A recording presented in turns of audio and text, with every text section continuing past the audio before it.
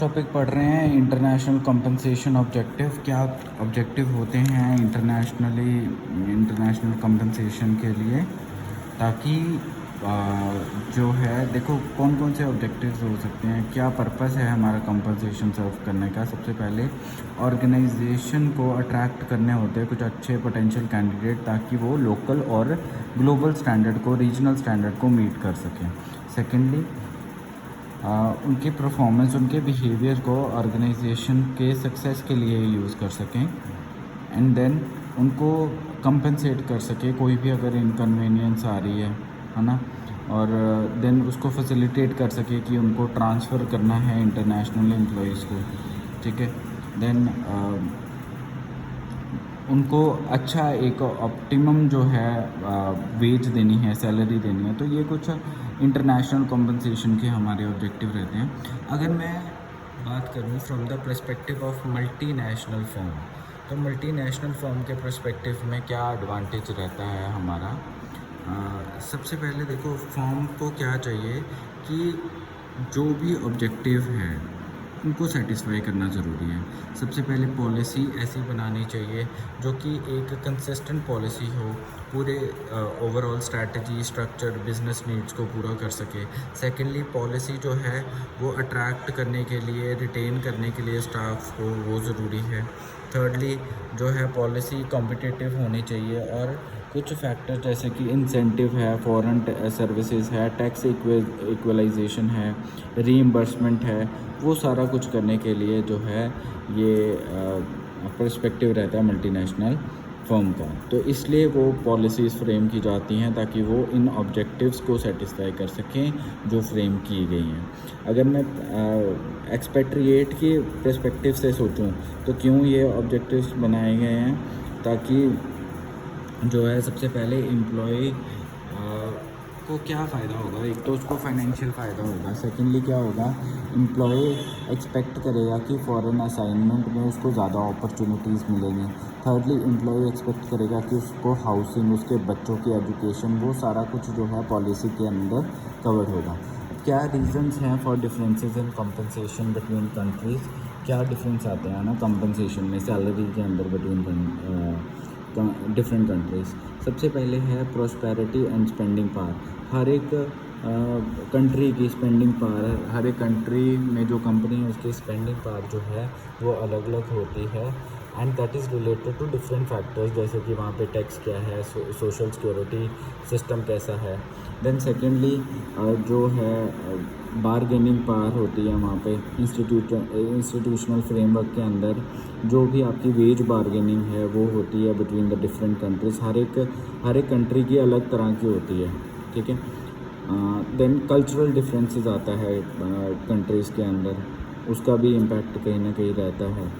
ठीक है, हालांकि कल्चरल डिफरेंसेस कोई भी एज सच पे के ऊपर या वेजेस के ऊपर या इंसेंटिव के ऊपर कोई भी इफ़ेक्ट नहीं डालता, बट कहीं ना कहीं जो है ये जो मेथड्स हैं कुछ ना कुछ जो है इम्पैक्ट तो है ही है इनका ओवरऑल कंपनसेशन के अंदर। ठीक है, इसके अलावा हमारे पास जो हैं डिफरेंसेस देखे गए हैं ऑर्गेनाइजेशन में, इंडस्ट्रीज़ के अंदर। ठीक है, तो ये सब कुछ हो गया। उसके बाद की कंपोनेंट्स कौन कौन से हैं, की कंपोनेंट्स में आते हैं। देखो ओवरऑल जो कंपनसेशन पैकेज है वो कंट्री टू कंट्री हमारा वेरी करता है। तो मोस्ट कॉमनली 5 एलिमेंट्स या कंपोनेंट्स रहते हैं एक्सपेट्रिएट कंपनसेशन के लिए। सबसे पहले उसकी basic salary, then allowances, then benefits क्या हैं, टैक्सेशन, इंसेंटिव्स क्या हैं। अगर इनकी बात करूँ लास्ट इंसेंटिव, तो इंसेंटिव कहीं ना कहीं कंबाइन किया जाता है अलाउंसेस के साथ ही। सबसे पहले बेस सैलरी क्या है, बेस सैलरी है जो मिनिमम जो आपकी अमाउंट ऑफ सैलरी है, जो मिनिमम आपको बेसिस जिसके बेसिस के ऊपर बाकी सारी जो सैलरीज डिसाइड होती हैं, तो एक मिनट, जिसके बेसिस के ऊपर बाकी सारी सैलरीज जो हैं वो डिसाइड की जाती हैं, जैसे कॉस्ट ऑफ लिविंग अलाउंस हो गया, हाउसिंग अलाउंस हो गया, तो उसका एक बेस है ये। ठीक है, उसकी एक मिनिमम जो है आपकी, इसके ऊपर ही बाकी अलाउंसेस लग के आपकी टोटल सैलरी बन के तैयार होती है। देन हमारे पास आता है अलाउंसेस। अलाउंसेस में आता है सैलरी के अलावा क्या क्या आपको मिलेगा। तो पहले तो कॉस्ट ऑफ लिविंग अलाउंस मिलेगी, मतलब रहने का खर्चा, वहाँ पे रहने का खर्चा क्या होगा। जैसे मैं अगर इंडिया से हूँ तो मैं अमेरिका में जा रहा हूँ, तो दोनों के एक्सपेंडिचर डिफरेंस क्या है, खर्चे में डिफरेंस क्या है कि यहाँ पे एक चीज़ इतने की है, वहाँ पे एक चीज़ इतने की है। तो जो डिफरेंस आएगा वो कंपनी पे करेगी, ठीक है।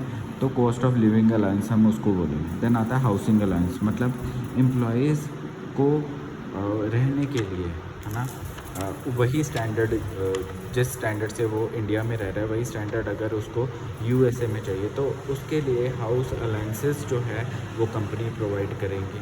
अब वो फिक्स्ड भी हो सकता है और वेरी भी कर सकता है अकॉर्डिंगली, ये डिपेंड करता है company to company. Then home leave allowance क्या होता है, देखो होम लीव अलाउंस होता है कि अगर बंदे की फैमिली को या बंदे को बीच में हॉलीडे के लिए घर पे ट्रिप के लिए भेजना ही पड़ेगा ऑब्वियसली। अब अगर 2 साल की उसकी ट्रेनिंग लगी है बाहर, है ना, उसको भेज रहे हैं तो बीच में एक आधी बार तो वो घर पे आएगा ही ना, तो उसके लिए होम अलाउंस जो है, होम लीव अलाउंस वो कंपनी पे करेगी। देन एजुकेशन अलाउंस, मतलब जितने भी उसके चिल्ड्रन हैं वो कहीं ना कहीं कंपनसेशन पॉलिसी के अंडर आएंगे, तो उनके बुक्स, उनकी ट्रांसपोर्टेशन, उनके वहाँ पे पढ़ने का खर्चा वो सारी कंपनी उठाएगी।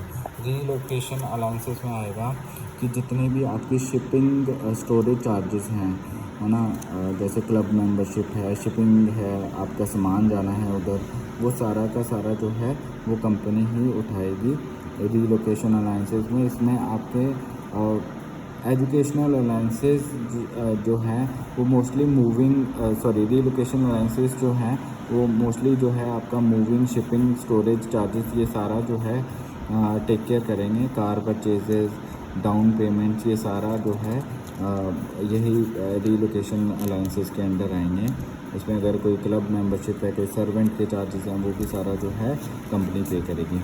हार्डशिप अलाउंसेस कौन सी होती हैं, जो कि किसी डिफ़िकल्ट ऐसी एरियाज़ में भेजा जाता है जहाँ पे एक आपको अलग से अलाउंसेस दिए जाते हैं। जैसे कोई कंट्री सेफ़ नहीं है ना, हज़ार्डस एरियाज़ हैं, कुछ डेंजरस एरियाज़ हैं जहाँ पे आपको भेजा गया है, जहाँ पे पुअर क्वालिटी ऑफ लाइफ है, तो वहाँ पे जो है आपको अलग से अलाउंस दिया जाएगा। देन आता है बेनिफिट्स। बेनिफिट्स में देखो हमारे पास सबसे पहले आता है फाइनेंशियल बेनिफिट होना चाहिए, कंपनसेशन अच्छी होनी चाहिए, पेंशन स्कीम्स होनी चाहिए, इंश्योरेंसेस होने चाहिए। रेगुलर एम्प्लॉयज़ को एटलीस्ट 1/3 ऑफ देयर कंपनसेशन जो है वो तो मिलना ही चाहिए, ठीक है। देन हमारे पास आता है, बट कहीं ना कहीं हमारे पास कुछ इश्यूज रह जाते हैं एक्सपेट्रिएट कंपनसेशन स्कीम के अंदर, जैसे कि कुछ जगह पे टैक्स जो है डिडक्टेबल नहीं होता, ठीक है। तो ये एक इशू रहेगा इस केस में। या फिर हमारे पास आता है कि टर्मिनेशन ऑफ एम्प्लॉयमेंट है ना, उस टर्मिनेट कर देना, है ना, होस्ट कंट्री में टर्मिनेट कर देना एम्प्लॉयमेंट को, वो भी एक इशू रहता है कि बिना बात से उसको निकाल दिया। तो उसके सोशल सिक्योरिटी बेनिफिट्स एक इश्यूज़ के अंडर रहता है, उसको बेनिफिट सारे मिलने चाहिए, है ना।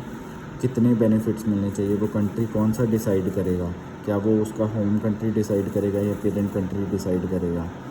तो ये सारे, है ना, ये सारे बेनिफिट्स की अगर बात करें तो कोई भी बेनिफिट उसका कम नहीं होना चाहिए। इश्यूज़ में यही सब हम कुछ लिखेंगे, कौन कौन से इश्यूज़ आ सकते हैं, यही आ सकते हैं हमारे कि भाई उसके जो टैक्स है वो डिडक्टेबल नहीं है जहाँ पे वो जा रहा है, तो उसका नुकसान तो उसको होगा ही होगा, क्योंकि है ना, टैक्स डिडक्शन तो इम्पॉर्टेंट है, क्योंकि अगर कल को उसको लोन लेना है तो वो लोन नहीं ले पाएगा।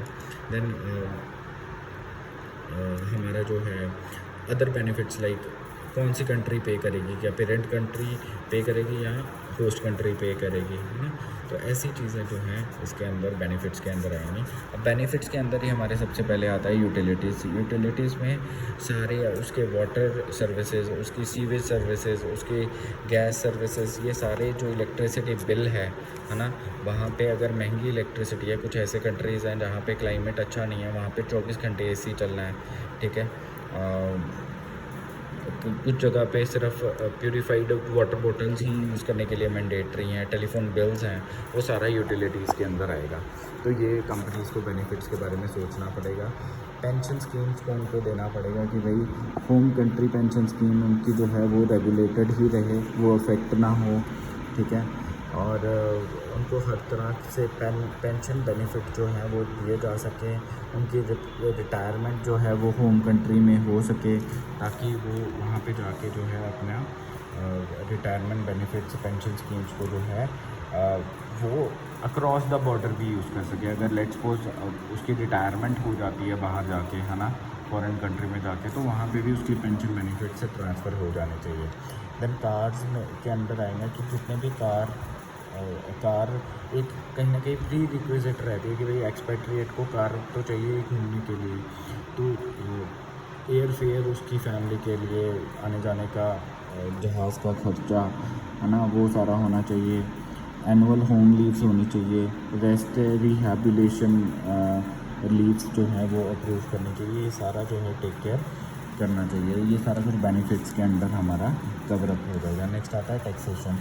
टैक्सेशन के अंदर हमने देखना है, ये कहीं ना कहीं HR जो भी होते हैं उनके लिए टैक्सेशन बहुत इंपॉर्टेंट होती है। तो कोई भी इंजॉय नहीं करता टैक्सेस को पे करने के लिए, क्योंकि बहुत ज़्यादा कई बार टाइम कंज्यूमिंग हो जाता है। तो इंडियन एक्सपेट्रिएट की अगर बात करें तो उनको कहीं ना कहीं डबल टैक्स जो है देना पड़ता है, इंडिया में भी देना पड़ेगा, बाहर भी देना पड़ेगा। तो ये जो चीज़ें हैं ये ध्यान में HR को रखनी चाहिए और उनको इन चीज़ों का जो है टेक केयर करना पड़ेगा। देन मल्टीनेशनल जितने भी हैं जनरली वो दो अप्रोचेस लेते हैं इंटरनेशनल टैक्सेशन के लिए, या तो टैक्स प्रोटेक्शन हो गया या फिर टैक्स इक्वलाइजेशन हो गया। अब टैक्स प्रोटेक्शन के अंदर क्या होगा, और जब एक्सपेट्रिएट जो है उसको एक पूरी सैलरी दी जाती है और जहाँ पे टैक्स रेट से कम है वहाँ पे एम्प्लॉयर जो है उनको कोई एडजस्टमेंट करने की ज़रूरत नहीं है। बट जहाँ पे होस्ट कंट्री के अंदर अगर टैक्सेस बहुत ज़्यादा हैं तो जो डिफरेंस आएगा होम कंट्री और उस कंट्री का वो कंपनी को भी टेक केयर करना पड़ेगा। देन आता है टैक्स इक्वलाइजेशन। टैक्स इक्वलाइजेशन के अंदर फर्म्स जो हैं वो होल्ड करके रखते हैं equal amount of home tax obligation of parent country and pay all the taxes in the host country. तो यहाँ पे फर्म ही रिस्पॉन्सिबल है कि उसको कितना टैक्स जो है होस्ट कंट्री में देना है। यहाँ पे उनको ध्यान में रखने की ज़रूरत नहीं है, कंपनी ही ध्यान रखेगी कि उनको बाहर वाला टैक्स जो है अपने एम्प्लॉय के लिए पे करना है। सो नेक्स्ट आता है हमारे पास अप्रोचेस। सो कौन कौन सी अप्रोचेस हैं। अप्रोचेस के अंदर आता है कि एक्सपेट्रिएट्स कितना एक्सपेट्रिएट्स को हम पे कर रहे हैं for their job status personal commitment के लिए, है ना। इसमें जो एम रहता है एक्सपेट्रिएट रिम्यूनरेशन पॉलिसी का वो ये रहता है कि वो इंश्योर कर सके कि इंडिविजुअल्स को जो है वो ओवरसी जाके कोई भी प्रॉब्लम ना आए, है ना। तो वैसे ही जो भी उनको यहाँ पे मिल रहा है वही उनको बाहर मिले, वही फैसिलिटीज़ मिले। तो मेनली 3 एक्सपेट्रिएट कंपनसेशन सिस्टम रहते हैं। एक बैलेंस शीट रहता है, एक रहता है लोकल मार्केट रेट और एक रहता है हाइब्रिड। बैलेंस शीट के अंदर हमें क्या देखना है कि जो स्पेंडिंग पावर है वो दोनों कंट्रीज़ में ऑलमोस्ट सेम होनी चाहिए, ताकि वो कॉस्ट ऑफ लिविंग, हाउसिंग और जनरल स्पेंडिंग पैटर्न उसका चेंज ना हो, ठीक है। तो इसलिए जो है बैलेंस शीट जो है वो इस चीज़ का टेक केयर करेगी कि उसमें कुछ डिफरेंस तो नहीं आना। 3 कंपोनेंट होते हैं मेनली बैलेंस सिस्टम शीट के अंदर। सबसे पहले notional home salary, then spendable income, then makeup of the balance sheet. Notional salary होता है जो उनको उनके कंट्री के अंदर मिलती है, मेन कंट्री या उनके होम कंट्री के अंदर जो उनको सैलरी दी जाती है, ठीक है।